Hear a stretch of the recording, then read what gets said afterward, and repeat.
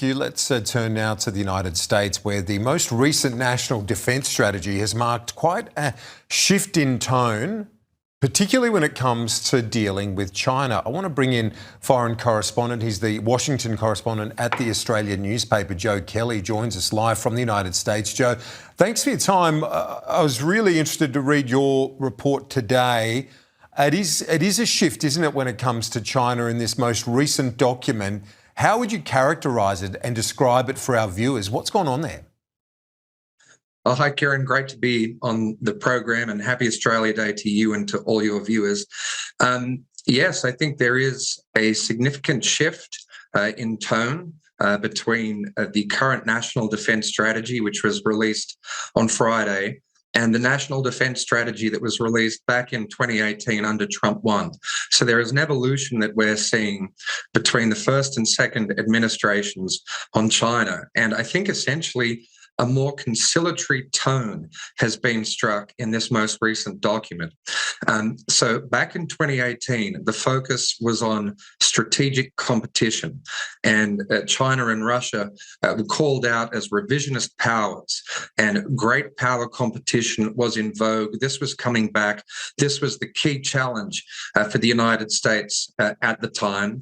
That earlier strategy in 2018 also said that China really wanted to displace America as the world's preeminent power, and that China and Russia were trying to undermine the post-World War II international order.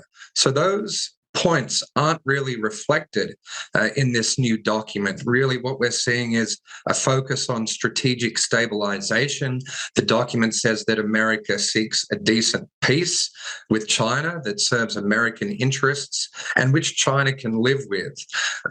So there's, I think, quite a fundamental shift in tone and rhetoric between these two documents, Kieran. And Joe, when we look at the recent controversy around Trump and his ambitions in relation to Greenland, are there any links here that, when they talk about the sphere of influence and so on, that he's seeing, okay, well, we will have our part of the world, that hemisphere, they can have theirs? Yeah, I think there are definite links between what you might call a more old-fashioned sphere of influence type approach to the world and what we're seeing now in terms of the US characterization of China.